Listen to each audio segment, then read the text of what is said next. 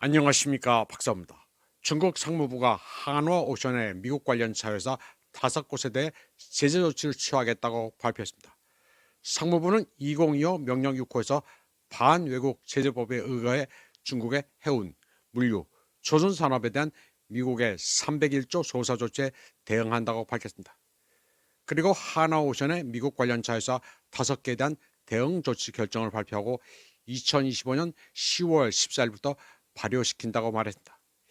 이 발표문은 미국의 301조 조사와 중국의 해운 물류 조선 산업에 대한 조치는 국제법과 국제관계 기본 규범을 심각하게 위반하고 중국 기업의 합법적 권익을 심각하게 훼손한다고 했습니다. 그리고 한화오션의 미국 자회사는 미국 정부의 조사를 지원하고 지지함으로써 중국의 주권, 안보, 그리고 발전 이익을 위협했다고 말했습니다. 그러면서 반외국제재법 제3조, 제4조, 제6조, 제9조, 제10조, 제15조와 시행조례, 그리고 반외국제재 조정기구의 승인을 거쳐 한화오션의 미국 관련 자회사 5곳을 제재한다고 밝혔습니다.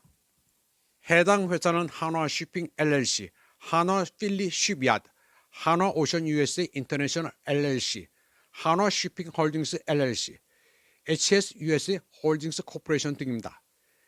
제재 조치에 따라 중국 국내 조직과 개인은 이들과 관련 거래, 협력, 기타 활동을 하는 것이 금지됩니다. 상무부는 미국이 10월 14일부터 중국의 해운, 물류, 조선 분야에 대한 301조 조사의 최종 조치를 시행하기 시작했는데 이는 국제법과 국제관계 기본 규범을 심각하게 위반하는 것이라고 주장했습니다.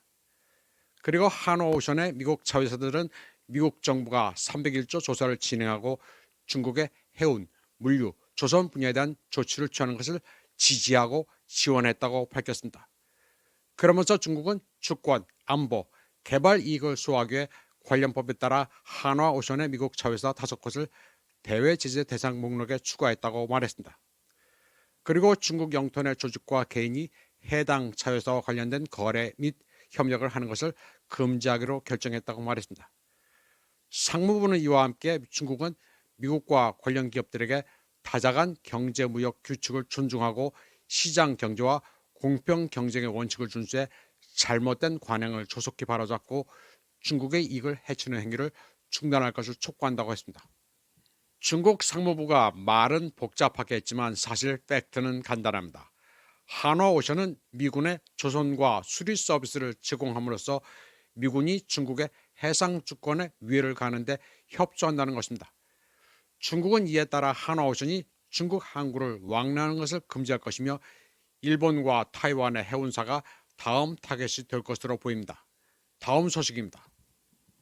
러시아 매체 짜르그라드는 조선노동당 창당 80주년 기념행사에 세르게이 쇼이구 대신 드미트리 메드베제프 안보회의 부의장 겸 전 러시아 대통령이 참석한 의미를 설명했습니다. 이 매체는 반러 세력에 대한 강경한 언사로 유명한 메드베제프가 우방국 북한을 방문한 것은 김정은에 대한 선물이라면서 그를 이모셔널리 따른 감정적인 공성추라고 표현했습니다. 러시아 정치 분석가 이반 프로호로프는 쇼이구 대신 메드베제프가 북한을 방문한 것은 우연이 아니라고 분석했습니다.